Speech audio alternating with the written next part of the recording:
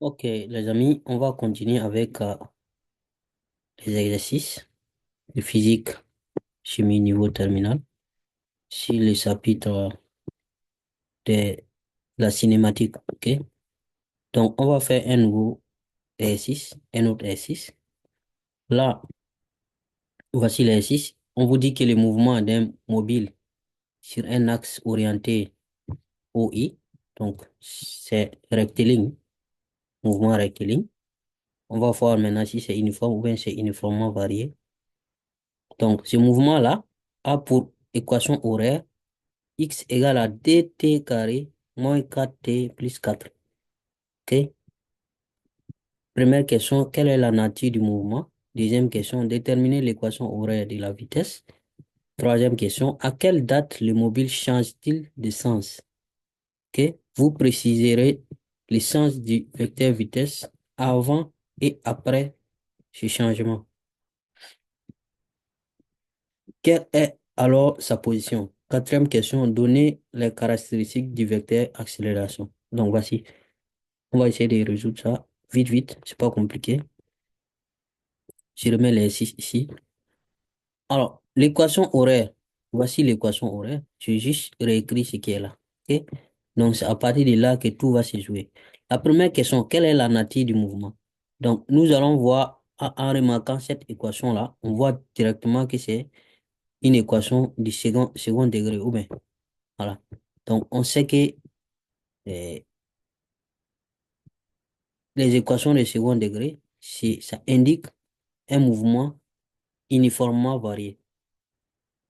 Donc, on peut dire que la nature du mouvement, comme on voit que c'est un axe orienté comme ça, on va dire que c'est un mouvement donc rectiligne uniformément varié.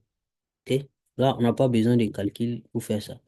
Deuxième question, on dit de déterminer l'équation horaire de la vitesse. Donc, on sait que pour avoir vitesse, il faut juste dériver la position. Ok? L'équation de vitesse, on dérive donc, pour obtenir l'équation de la vitesse, nous devons dériver l'équation de la position par rapport au temps. Ok? Donc, vitesse égale à d de x sur d de t. Ça, c'est juste les formules.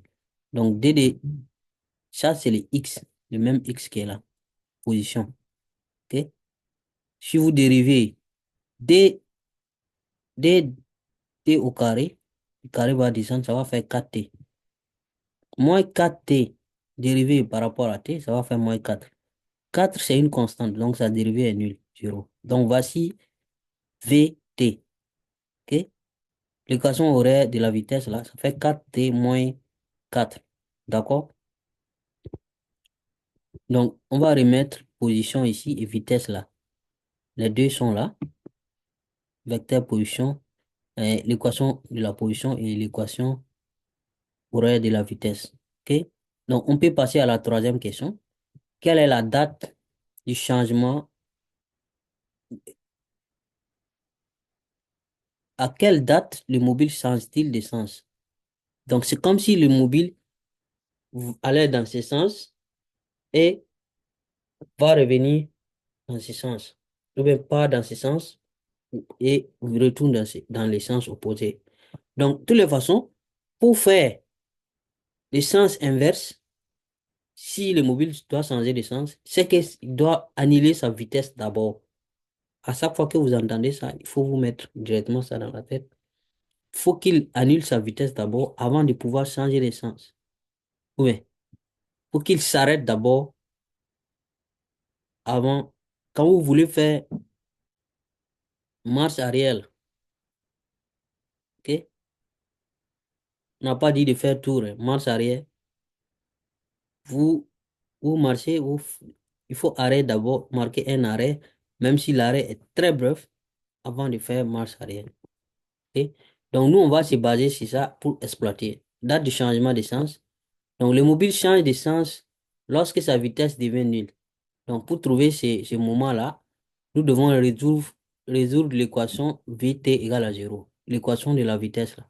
L'équation horaire de la vitesse égale à 0. Donc, si on pose ça, ça fait 4t moins 4 égale à 0. Donc, on tire t là-dedans. Ça va faire 4t égale à 4. Donc, le moins 4 là vient ici, ça va faire 4. et on divise par 4, 4 divisé par 4 pour avoir le temps. T égale à 1 seconde. Donc, c'est à T égale à 1 que la vitesse s'annule et c'est en ce moment qu'il change de sens. Donc, c'est comme si le mobile allait dans ce sens et après il change, il s'arrête à un moment pour revenir dans ce sens. Voilà. Donc, on nous dit, ça c'est juste la réponse. On nous dit ici à quelle date, ça on vient de répondre. On demande maintenant de préciser le sens du vecteur vitesse avant et après. Donc, le sens du vecteur vitesse, on va voir si c'est positif ou bien c'est négatif. Donc, on sait que c'est à t égale à 1 que ça s'annule, la vitesse s'annule. Donc, on va voir avant. Avant ça, ça veut dire que c'est t inférieur à 1. Et après, c'est t supérieur à 1. Donc, t inférieur à 1, là, on va voir si t inférieur à 1, que va, que va devenir la vitesse. Si t est supérieur à 1 aussi, que deviendra la vitesse? OK? La vitesse sera négative ou positive. C'est ce que ça veut dire. Donc, ici, donc c'est ce que je viens de dire. Pour connaître l'essence du vecteur de vitesse avant et après changement, nous devons analyser les signes de la vitesse et l'équation de la vitesse là, autour de 1, c'est-à-dire inférieur à 1, t inférieur à 1, t supérieur à 1. Donc, si on prend le cas t inférieur à 1, c'est-à-dire avant l'arrêt. Donc, si t inférieur à 1, si vous voulez vous remplacer, euh, vous faites l'encadrement. T inférieur à 1, ok, vous pouvez faire l'encadrement de ça. Vous allez voir que la vitesse là, les, les 4t moins 4 là, sera inférieur à 0. Ok? Parce que si t est inférieur à 1, c'est-à-dire 4 fois t sera inférieur à 4. Donc, quelque chose qui est plus petit que 4 moins 4, ça sera négatif. Ok? Vous pouvez faire aussi pour voir. Vous pouvez encadrer ça pour voir. Vous allez voir que c'est négatif. Et c'est inférieur à 0. Voilà. Parce qu'on a l'encadrement de t. On sait que t est inférieur à 0 et inférieur à 1. Que t est inférieur à 1, vous faites encadrement. Si vous avez l'encadrement de t, t inférieur à 1, vous pouvez avoir encadrement de 4t. C'est-à-dire 4t sera inférieur à 4. Là maintenant, vous faites 4t moins 4. Donc 4t inférieur à 4, 4t moins 4 sera inférieur à 4 moins 4, c'est-à-dire 0. Donc ça prouve que la vitesse est nulle. Recopiez ce que je viens de dire là, vous allez voir vous-même. Donc si on prend maintenant l'autre cas, le cas où le t là est supérieur à 1, c'est-à-dire après le déplacement, après, pardon, l'arrêt, après le changement voilà, de sens.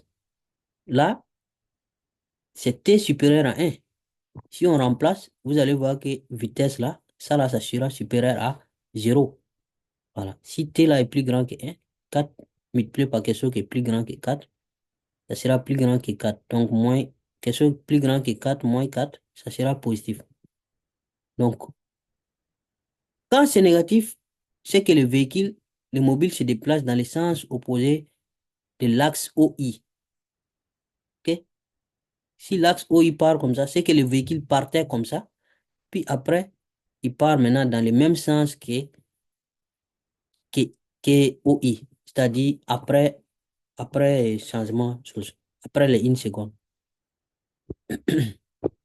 Maintenant, on part la quatrième question. Là, on demande l'accélération. OK? Ou bien on n'a pas fini avec la troisième question parce qu'on demande quelle est alors sa position. On demande la position à t égale à 1. Donc là, il suffit juste de remplacer dans l'équation horaire là, t égale à 1 et puis on calcule, non? Si vous remplacez t égale à 1 ici, ok, 1 carré moins 4 fois 1 plus 4. Voici, non?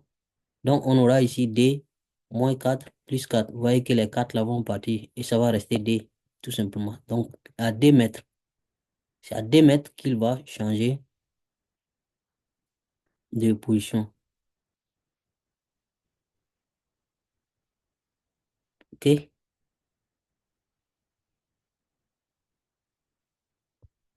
Parce que son x0 est 4, hein.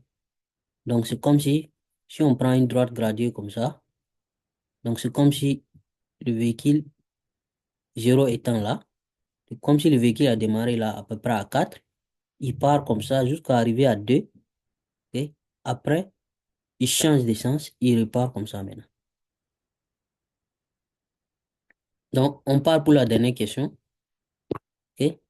La position du mobile à 2 mètres. L'accélération maintenant. Donc, on sait que pour avoir l'accélération, bah, il faut juste dériver vitesse.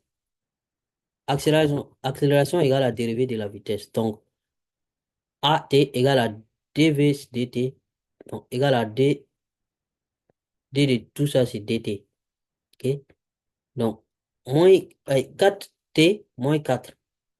C'est ça la vitesse. On dérive ça par rapport à t. Dérivé de 4t, ça va faire 4. Ça, c'est une constante, moins 4 là. Donc, sa dérivée, ça fait 0. Donc, voici notre accélération qui fait 4. OK? Donc, c'est un mouvement accéléré. Voilà. L'accélération est constante et est égale à 4 mètres par seconde, seconde carrée. OK? Je pense que c'est tout, hein? Voilà. Donc, c'est fini pour cet exercice. On se dit à très bientôt pour un autre exercice. Merci beaucoup et à la prochaine.